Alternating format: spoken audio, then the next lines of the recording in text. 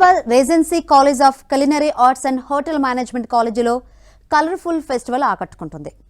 National girl cuts day celebrations లో భాగంగా hotel management విద్యార్థులు తయారు చేసిన వివిధ రకాల వంటకాలు నోరూరించాయి.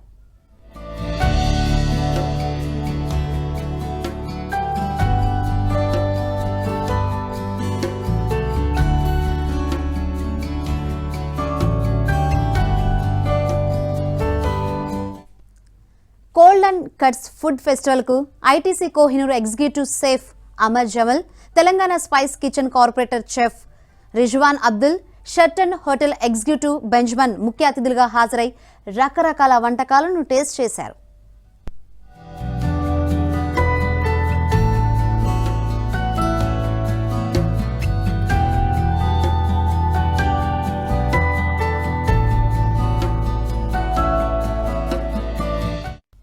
అమెరికాలో ఎంతో ఘనంగా నిర్వహించే national cold cuts food festival ను హైదరాబాద్ లో ప్రజెంట్ చేశారు రెజెన్సీ హోటల్ మేనేజ్మెంట్ విద్యార్థులు.